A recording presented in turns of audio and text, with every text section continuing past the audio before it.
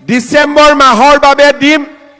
জানুৱাৰীৰ 1 তাৰিখে আপোনালোকে টিভিত শুনি থাকিব গোটেই অসমৰ অৰুণোদয় ৰাইজৰ বাবে আৰু এটা উপহাৰ মই সেইদিনাখন টিভিত ঘোষণা কৰিম।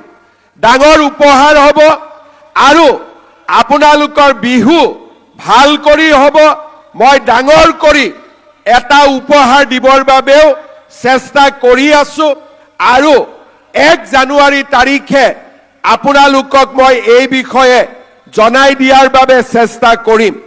1250 টকা মাহত লাভ কৰে আৰু এই অৰুণোদয় আঁচনিৰ কাৰণে আজি আমাৰ মহিলাসকল শক্তিশালী হ'ব পাৰিছে। আগতে আমাৰ মহিলাসকলৰ ঘৰত উপাৰ্জন নাছিলে। মহিলাসকলে কষ্ট কৰি ঘৰ চলাবলগীয়া হৈছিলে। আজি মাহৰ 10 তাৰিখে মহিলাসকলৰ একাউণ্টত 1250 টকা আহিব আৰু ঘৰখন চলাবৰ বাবে আপোনালোকে সুবিধা পাব। অকল সেয়ে নহয়, 1250 টকাৰ আমি অৰুণোদয় পালো।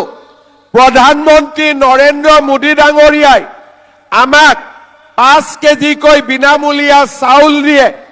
যদি এখন ঘৰত 20 কেজিকৈও আমি চাউল পাওঁ, আমাৰ 1000 টকা 800 টকা তাৰ পৰাও আমাৰ সঞ্চয় হ'ল। 1250 টকা অৰুণোদয়ৰ পৰা পালো, 800 টকা বিনামূলীয়া চাউলৰ পৰা পালো। এতিয়া মই যেতিয়া সৰু আছিলো গাঁৱত দেখিছিলো যে ঘৰত যদি কোনোবা অতিথি আহে, ঘৰত চেনি নাথাকিলে আমাৰ মায়ে কাষৰ ঘৰৰ মানুহৰ পৰা চেনি খুজি লৈ আহে যে 1 বাটি চেনি দিয়ক। আকৌ যেতিয়া মায়ে চেনি পাব বাটিটো ঘূৰাই দিয়ে। তেনেকে আমাৰ গাঁৱৰ মানুহে ওচৰ চুবুৰীয়াৰ পৰা বিপদত পৰিলে দালি আনে, নিমখ আনে। এতিয়া আমি আপোনালোকৰ কষ্টবিলাক নোহোৱা কৰি দিছো। অৰুণোদয় 1250 টকা বিনামূলীয়া চাউল। এতিয়া আপোনালোকে 117 টকাত 1 কেজি দালি পায়, 1 কেজি চেনি পায়, 1 কেজি নিমখ পায়। কিনিছেনে নাই আপোনালোকে? কোনে কোনে কিনিছে হাত দাঙক। বাপৰে, ইয়াততো সকলোৱে কিনিছে। এটা কথা মোক উত্তৰ দিয়ক, দালিৰ কোৱালিটিটো ভাল নে বেয়া? অলপ ডাঙৰ কৰি ক'ব লাগিব, ভাল নে বেয়া? চেনিৰ কোৱালিটিটো ভাল নে বেয়া? নিমখৰ কোৱালিটিটো ভাল নে বেয়া? কিন্তু 117 টকাত আমি 1 কেজি দালি পাওঁ, 1 কেজি চেনি পাওঁ, 1 কেজি নিমখ পাওঁ। কিন্তু ৰেচনৰ দোকানী আমাক 3 টকাটো ঘূৰাই নিদিয়ে, 120 টকা ল'লে। হয়নে নহয়? সেইকাৰণে 1 জানুৱাৰীৰ পৰা আমি আপোনালোকক 100 টকাতে 1 কেজি দালি দিম, 1 কেজি চেনি দিম আৰু 1 কেজি নিমখ দিম। 100 টকাটো লৈ গ'লে আপোনালোকে দালি, চেনি, নিমখ পাই যাব। অৰুণোদয়ৰ পৰা 1250 পালে, তাৰ পৰা 100 টকা ৰেচনৰ দোকানীক দিলে, 1 কেজি দালি পালে, 1 কেজি নিমখ পালে, 1 কেজি চেনি পালে।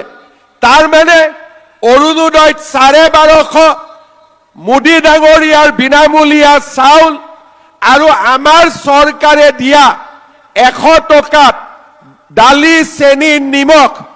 এতিয়া আমি ঘৰখন চলাবৰ কাৰণে কাৰো ওচৰত হাত পাতিব নালাগে। আমাৰ কষ্ট কম হয়, ঘৰখন চলাব পাৰো আৰু ল'ৰা ছোৱালীৰ শিক্ষাৰ কথাও আমি চিন্তা কৰিব পাৰো। আগতে কেতিয়াও আমাৰ অসমত দুখীয়া দৰিদ্ৰ মানুহৰ কাৰণে এনেকে কোনেও আঁচনি অনা নাছিল। অলপ আগতে হাগ্ৰামা মহিলাৰী ডাঙৰীয়াই কৈছে, এই আঁচনি হিন্দুৱেও পাইছে, মুছলমানেও পাইছে, খ্ৰীষ্টানেও পাইছে, কোচ ৰাজবংশীয়েও পাইছে, নাথযোগীয়েও পাইছে, বড়ো ৰাইজেও পাইছে, মিচিং ৰাইজেও পাইছে, ৰাভা ৰাইজেও পাইছে ইয়াত কোনো জাতিভেদৰ কথা নাই দুখীয়া হলে এই আঁচনি আমাৰ বিটিচিত ৰাইজে পাইছে গোটেই অসমত ৰাইজে পাব পাৰিছে উদয় আঁচনি দিব পৰা নাছিলো মই যেতিয়া বিটিচিৰ নিৰ্বাচন আছিলে আপোনালোকৰ মাজলৈ গৈছিলো তেতিয়া মই সকলোকে প্ৰতিশ্ৰুতি দিছিলো যে অসমৰ আন অঞ্চলত যেনেকৈ লাখপতি বাইদেউৰ আঁচনি পাইছে অৰুণোদয়ৰ আঁচনি পাইছে আমি বিটিআৰৰ ৰাইজকো নিৰ্বাচনৰ পিছতে অৰুণোদয় আঁচনি লাখপতি বাইদেউৰ আঁচনি এই গোটেইবোৰ আঁচনি আমি দিয়াৰ বাবে চেষ্টা কৰিম বিটিআৰৰ নিৰ্বাচন হৈ গল হাগ্ৰামা মহিলাৰী ডাঙৰীয়াই বিটিআৰ প্ৰধানৰ দায়িত্ব ললে আৰু তেখেতে দায়িত্ব লোৱাৰ কেইদিনমান পিছতে মই তেওঁ গুৱাহাটীলৈ নিমন্ত্ৰণ কৰিছিলো আৰু কৈ মই তেখেতক কৈছিলো যে আমাৰ বিটিআৰত 4 লাখ মহিলাক আমি অৰুণোদয় আঁচনি দিব বিচাৰো নিৰ্বাচনৰ প্ৰক্ৰিয়া চলি আছিল আগতে হোৱা নিৰ্বাচন আৰু আপুনি এতিয়া কৰিব খোজা নিৰ্বাচন দুইটাকে মিলি আমাৰ হিতাধিকাৰীসকলক ঠিক কৰি দিয়ক যাতে আমি 2025 চনৰ ভিতৰতে বিটিআৰৰ ৰাইজক অৰুণোদয় দিব পাৰো সিদিনাখন মোক হাগ্ৰামা মহিলাৰী ডাঙৰীয়াই কৈছিল যে আমাক বিটিআৰৰ বাবে আৰু 50,000 অতিৰিক্তকৈ অৰুণোদয় লাগে আমি লগে লগে 50,000 আৰু অধিক অৰুণোদয় দিছিলো আৰু তাৰ ফলত আজি এটা সুন্দৰ নিৰ্বাচনৰ মাজেৰে আমি 5খন জিলাত অৰুণোদয় আঁচনি দিবৰ বাবে আজি সমবেত হৈছো আপোনালোকে জানি ভাল পাব যে কোকৰাঝাৰ জিলাৰ 1,20,854 গৰাকী মহিলাই আজি অৰুণোদয় আঁচনি লাভ কৰিব আপোনালোকেতো পাবই যিসকলে মিটিঙত আহিব পৰা নাই ঘৰত আছে তেওঁলোকেও আজি অৰুণোদয় পাব তাৰ লগতে আমাৰ বাক্সা জিলাত 60,676 গৰাকী চিৰাং জিলাত 60,545 গৰাকী তামুলপুৰত 61,578 গৰাকী আৰু ওদালগুৰিত 1,09,034 গৰাকী হিতাধিকাৰীয়ে অৰুণোদয় আঁচনি লাভ কৰিব আমাৰ বিটিআৰত প্ৰথমবাৰৰ বাবে 4 লাখতকৈও অধিক মহিলাই অৰুণোদয় আঁচনি লাভ কৰিবলৈ সক্ষম হৈছে আমাক অৰুণোদয় আঁচনি সুন্দৰভাৱে নিৰ্বাচন কৰি এই আঁচনি দিবলৈ সুবিধা দিয়া বাবে মই বিটিআৰ প্ৰধান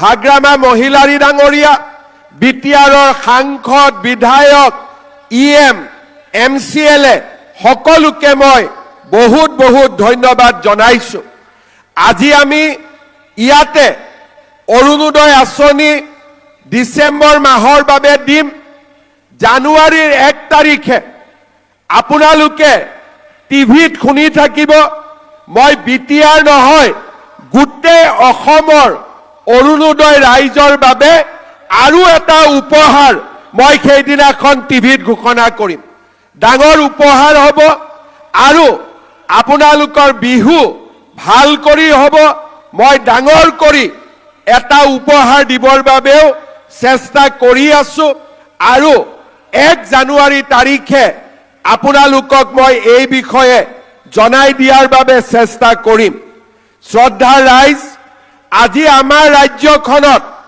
38 লাখ মহিলাই অৰুণোদয় আঁচনি লাভ কৰে 1250 টকা মাহত লাভ কৰে আৰু এই অৰুণোদয় আঁচনিৰ কাৰণে আজি আমাৰ মহিলাসকল শক্তিশালী হ'ব পাৰিছে।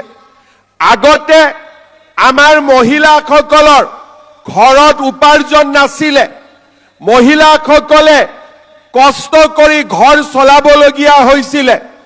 আজি মাহৰ 10 তাৰিখে মহিলাসকলৰ একাউণ্টত 1250 টকা আহিব আৰু ঘৰখন চলাবৰ বাবে আপোনালোকে সুবিধা পাব। অকল সেয়ে নহয়, 1250 টকাৰ আমি অৰুণোদয় পালো। প্ৰধানমন্ত্ৰী